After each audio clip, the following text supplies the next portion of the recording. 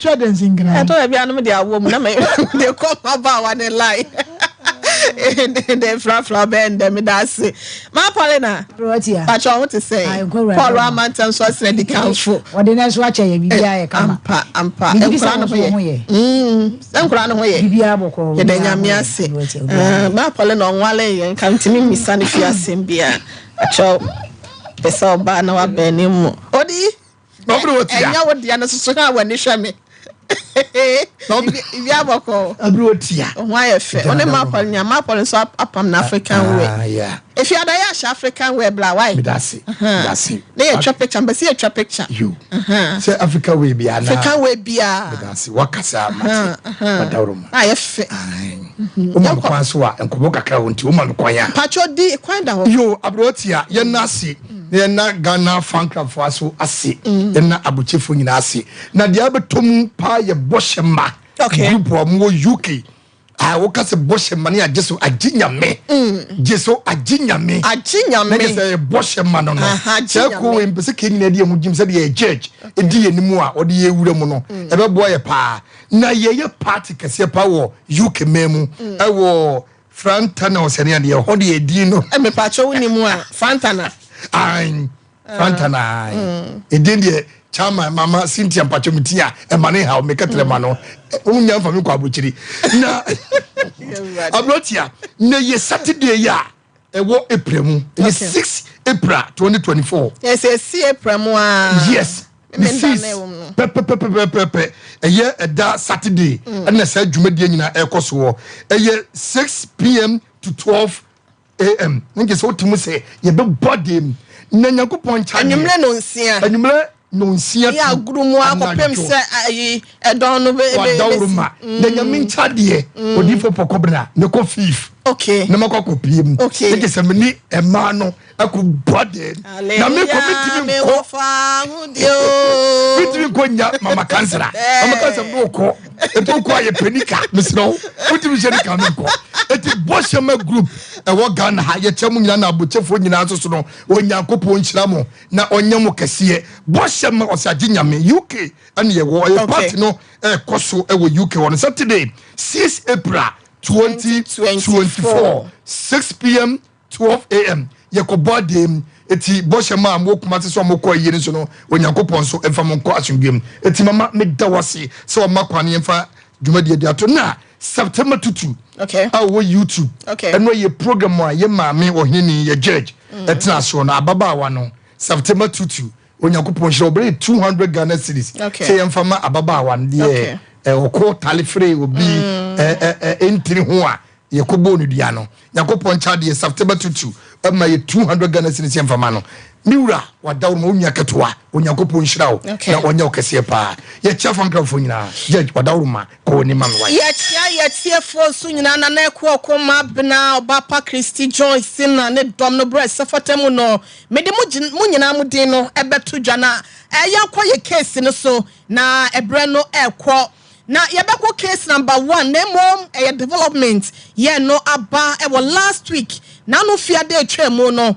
yetsna be bia wadi dem kakra ne nipadua no ho ba bia atachima ya fa wono na accident ene ba ya ne nan atwa okoye patran kakra no anu odidi ode hwe ne ma school nyina na galamsefo bi ekose ni nsuo ya wode eye ne patran no ma wode ba hase no ma ne niam nso eseye na ode ba ye de ben na asi akire yenko bisa no wabre ma na kwa bansa na wo mo asem no tofua enfama ye bia fe na waba beka ye ho last week wanya bia ntia na wahu asem no ba bia efri eba papa memo akwa ba ya me de me nua ba na pom te saying bo ade ada roma ada wo ba ye na ade akwasi ohemen wo firi kwan finfin na ba ye ena so ensesa ye no a pa cho ye no a yo ena be ma wili na ade ne ba ye pa cho yo na o si asem ni nyina tofa bo ne sen nua ba asem nyina tofa ne se je bi da di ka kan ye no me hono makwa ba bi ni ho ye me nan nifa ba me na me kan ma asem se wodi dem adwen ne de ye adwuma sure o so de wadwen ye adwuma ti me so me ye se me ye afum dwuma se ya me so mitimi de aka me ho ne mabusua ba ye afum dwuma fan se about 15 years ni me hia sa we bi da ba duan kuruma yimoko ni nya adoa ni ntusi na flebla bi wuli omo so abe galamsi o me site ne soro amensu ayo bi etu ama me amede ye adwuma no kese omo so no galamsi na be se nsu be busumi mienu ne me ka o mu mfie me so metumani a bitie mo pa anti ha na menim sem de ba e betimi aboa me ene se na otwe se na me de ba ya modaro ma musu mu ma me no na de o ho no na de o mu se na otwe me de ba ya na banada no mutu nipa ma ne ba kwan fimfi e me ye kokohwe se de nsuo no ne ma ne nyina asitie na se enu ntine ma me ba okay enti Minister BJ Chief Executive Producer Wadaroma yetu yamani boni lamina oba sono ema ne di achire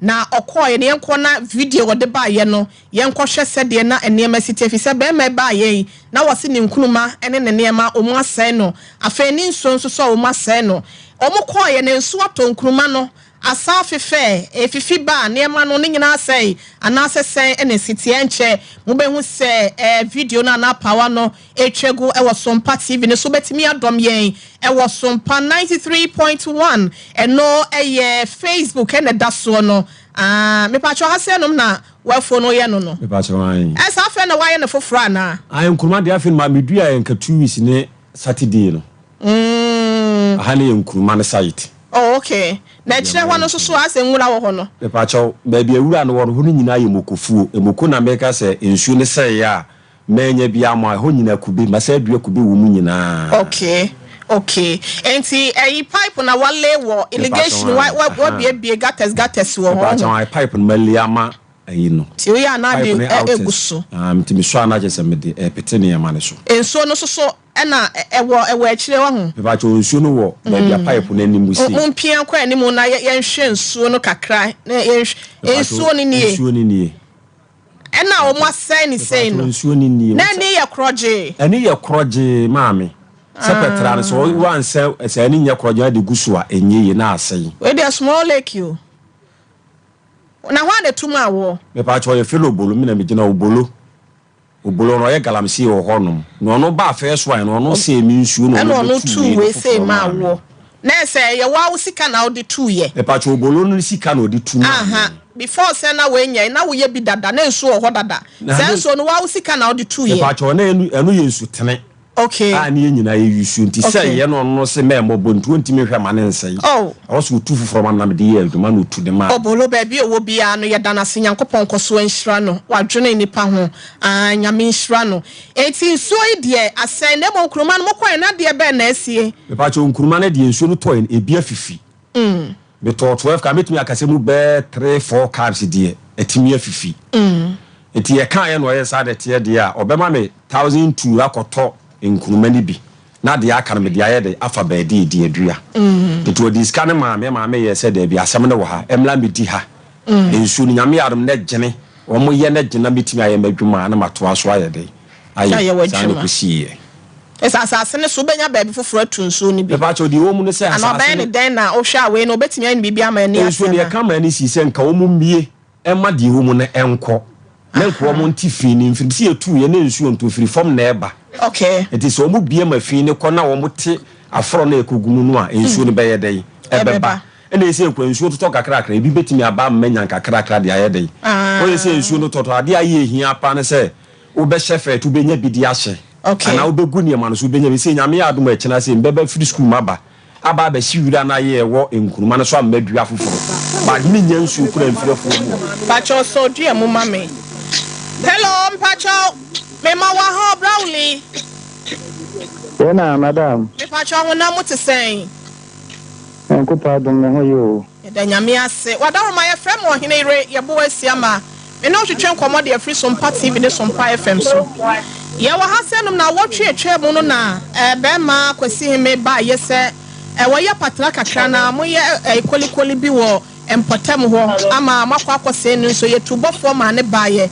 Na sese na nsuo na mse nkruma ne de bi fife wasa amanuska se onsan fanko tobi na wonsan tetemu ensuo na sem no wadaroma ye be ne den na wanya bi e de aye ne patra no ayo mama me da sipa me pa cho nsuo ne de eda no ye ne smafo na mo sma no na obaye no ye ne nyina ne man ne nyina ko ho e na me ka che ne se on kire se ne ye si ye ma na ono na kuma beto ne yem enti ochirema mema boys no nyina ba begina ho na me chiro mo se omonya ne sama no pepepe ba data no sada na so mitu kwan enti mini ho sesi enti nyame adum ochina na meko enti meko a na makwa akohwe se ne baby o ma ya aduru okay tina frenia esa na nati enti na chese nyankopon ya adum a fichne ko no obakwa akohwe baby a o ma ya aduru enti na so ma hya ase anesa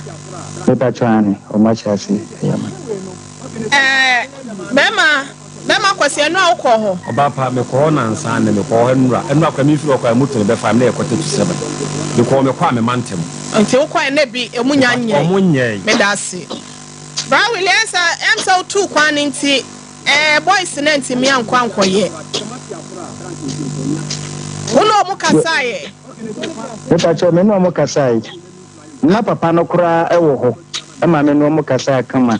Ama mo so jitu mu se ombe kwa koye ne kama so ne ye kire na pepepe asa utu kwa de wuntimi ne omun kasa se o ma hyase ana se omunya nhyase me pa chewe ne de wada no ma ntimi ne omun kasa pa chewe ne me help se de wasi ahye ye bone ama ya no ho ba se wo kira ba ye ne se omun hyase o se no ko ofro na quarter to 7 se omu amanti o che nyambo wada ro ma no akohwe na o ma ye ne sana asumdua ba wai me pa chewe mati mama ya da se pa nti de besi bia no betwetwe enkomo abusia papa wuli na yakọ akotie no na answer na no mama counselor me pa cho enra lamina mokọ ho 3 4 5 6 7 8 9 10 11 12 abampa pa cho mama me na nkruma no de asen ehu sika na wili di man no eni aha pa cho mo fanto so ne ehu se de ahye ne nsem wai makansa ni sika dozo se bia doja kwashe do vacuum aha pacho sika no na ekita Mr. Ohime no mayenhwe asem no se na wo kansa na bedwafo abemu se de wasi aka no se na wo si no ana wo je no obapa bi wo mu ne se bia wuri ne die me kasa ne ho wo asem na meboa na akoye se obekan wi adana wo kana me gina hobi wo hye wo mu sa de chi wukuada wo munye onu kwa bla na ohumia nyam tumu se otimi yestai bi because beto se me ye adwuma krofo betimi agina wa hwem sansan na watwam na ne nkrofo no mo ye adwuma ne asase enye asase ru asem ne ye de ba hasenum nyame ya adomo a maye fansi asenum asase ru de o mem wili na ade ne ba hasenum to no so age ye pene enti eni penim ti se kootwe amansa anti mpacho waje ye pene waje ye ofeso ma yemfa ne die ene obu esefa tanso emfama no nti obeye nyame ya adom adase ne de ebekoso bia no se de ne pempen so akwakodu bia no ye bema no adabadwasre de na nkofo nyina so ne etiefo ne ahwefo so etime obi mama kansla we de atwati ampacho ye nkwa medofo wonye right mi hwenwa yana meni age pa chese sebe senya osi bon ho modern no na ya me den so se bra wule no so no ono so ohunu asabe wo tema de ma no ne wa ye kurampo ya fe wotie ne kasa se ne wosi kasa sika ya asabe okoyi ma no a abranti so no wa fanse no wo de ba ye e de abehye abadwafo enimonyam ama ya hu se dwumadi no ya ye die no bibi akoso pepepe na ne me kan se sebe o se bibi se atowa na aweye emai ye nyina yemfentu ya hofo obi nim ni abeto ne daachi ne mo se bibi eba yankoye bed mfamma society no anase abusua wo wura ne monyamfoi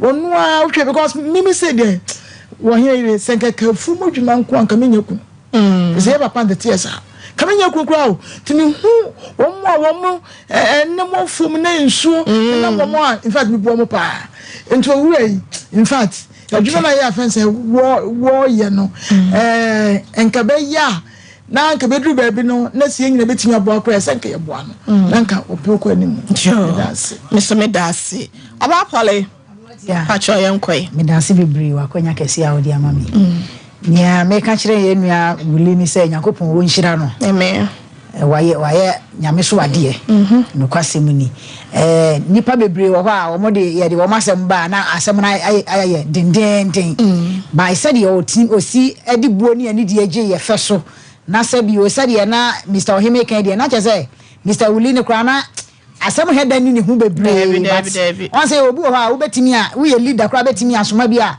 won kwala se bi a mon koye adwuma bata so den ne ne mantina o manya den o man ko ne mom ne yesere se de aka kire bi anada roma on team free ho na emfa so ndwe nye den emra na kakra me kan se me hwe me papa me bra Wuli ene afrom dwuma petra nte sa wo ye asebe wadi demu a na chese Yakobon na ne hu ohu ankasa eti dia make kan say sabi we say wadi dem ana wakote bia bi mu a enya wo ho ma wasam nya mmobɔ ma wankasa wo ho nya mmobɔ ma wa wo ho ene abusua bo ho modin na ye bibi sabi o yiro ho say wo ye bibi kro bi so po be dan ebe support o ti dia mesre nyame ne say sabi o wona adidi dem a mo de da dem ana wo tete abontin nyame so nya o mmoa no mo sum timu nko no mo nko wo manim na mesra me bra Wuli say bibia ni a e ya abotre nti say de wo de aba ha me say bibia e be twatia eti nyame nya wado na de wuye bia so enye yi so me da ase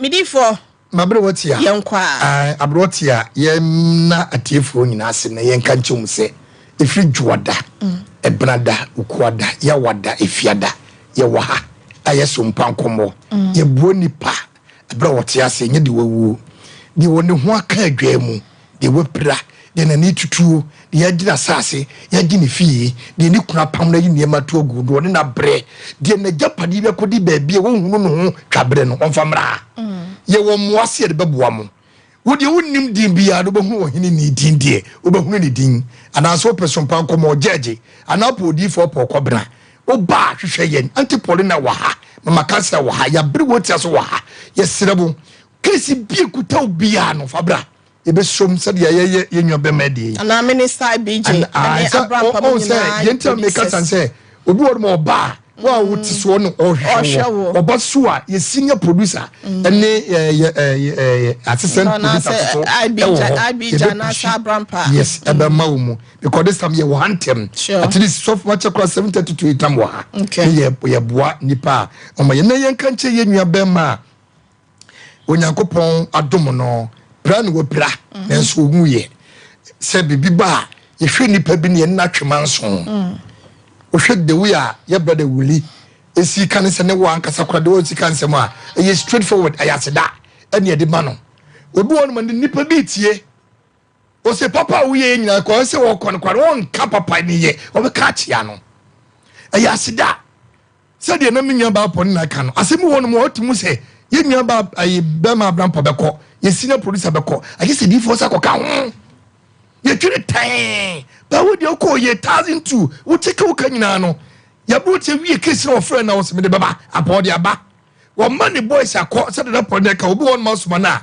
ne master ni fi won ma ska bia se dan ko botom ti no watwa fa ho ba wo tra no simple wo de me nua ba ma ase se wo akoma pa na wo de ni die ama me se me kwa menyi ska wei emfa nkonko ya adwuma na akire o abetu se wotu so wontu ye wo de danase na wi ase da emme nipa ehomobro eba eti ye brother Wuli ana Wuli Onyankopon hira ye da wase se wi ase adwiri ye nwia ho a Onyankopon so badwiri ye ho saya ne Yesu Kristo ka ase mi da fi ase no wa ma mehwe me ebia ni wo de wo da fi ase no okohwe no wo pe adwane de wo mani bia di nti Wuli Onyankopon hira ye da wase papa se ye fro so kra no fa fon no epeke ko no mani ye kasaye Onyame hira wo Yesu dim amen mabrota manosi me da se na ye ka kire obi ase whatever able-bodied person can do, no, a disability person or person living with disability can also do that.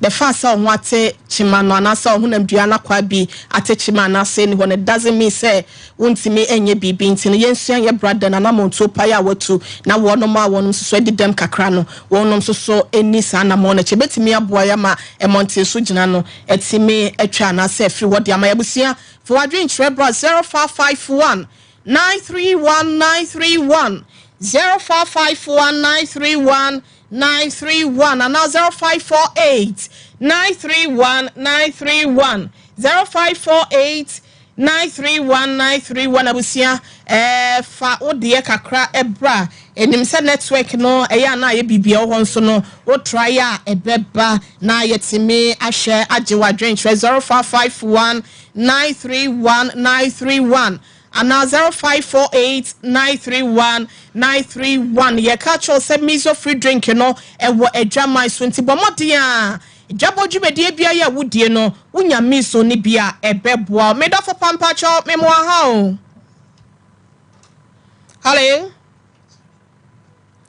Oh. Made off of my high. Hello?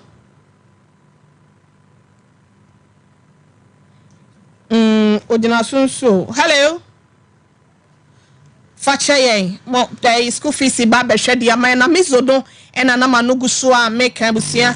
Bomodia na enema entotoye wa bra ujibia sebe wa hwhwo. Made off of pacha what me carry mo how. Hello? Kafra, ma katenoma ye non san fra beba. E wusi awo pe bi ato baby ato drinks bi amizo free drink no e wo ho won sabetimi aka bi ato anasa wo fra 0246 270 221 0246 270 221 na panyufo ajoso usisi echi entini ya esa ho no e na eye wo yadea eye siatica yadea no 21st clinic expert for ena wonu betimi age wo yen konkofa ehoma no mra ye ba ye beto aso me do fon pa cho ma hi. Hello, good afternoon. Oish boka fra me do for good afternoon Kafra 0551931931 0551931931 and now 0548-931-931 0548-931-931 emu bia be free bia do ye bejo so but more dia na fra wo fra ya na network na gina so sabat mon try e beba na won so wasem kakra work fa ho no watimi akamedo from pacho ma hi ya mi di oba pacho di baby of free so Sophie asante bakwai okay pacho yentie o to didi kan yango position pa maya tie na ba weso mpache mi fenya bidda ana de na fla bisi na mi shamu pa ya maya ma wura no na kufa omo na obi biara na watiri biara no nso nko mo no eno ne adwuma Yesu Kristo ofihwe okay na nso papa na maye na ko position amen oyine ire mitasho wo ai na asawhwe me fra me nyamo ana de nyamo ni shamu ate asem penipa anya asem hwe ofi dadem amba asem penipa ya chia hofo nyina yo baba yo me da fon pa cho ma hai kafra o de no so ate atombusia obetimi afra 0551931931 and 0548931931 hello pa cho ma hai me da fon pa cho ma ha. Hello, good afternoon. Good afternoon. Me pacho with the baby out free. Please, I can't speak. Where are you calling from and your name? I'm calling from my place. My name is Mom. Okay, let's hear you, please. I'm having a problem that I want to discuss with you people. Please hold on. Let's take your number. We'll call you back later, okay? Hello? Hold on for us. Okay. You are taking your number. We'll call you. Thank you. Hello, good afternoon. Afternoon. Pacho di baby out free. I'll command Yo, na frozen. Cynthia. Cynthia Pacho yentie way. Huh? Me Pacho yentie o. Yo, I'll command Entie radio ni yanka sanfa yinim. O tie TV ni pacho wo frɛ na wa fidie no no wadum na ma na volume no wachim na ma na kɔfo ma ma wa ne atimi akasa ye. Good afternoon me dofo. Hello. Yeah, hello. Good afternoon. Good afternoon. Me pacho di baby a free. Free Brema UGC. Me dofo yentie o. If I shall say. Pacho yentie o.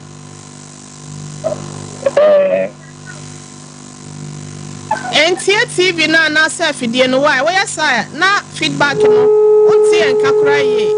Achofa to see you, good afternoon. Hello. Good afternoon. Afternoon. Acho di ni baby how free. Banti do to zabo ko. Acho yentie o. Ma ginje kakra se o ga no ya die papa. Wotini no mate no na wache bonzo se. No mo kwa kutia no ya die nya mi no. Amen. Yo. Ya da se. Medafo good afternoon.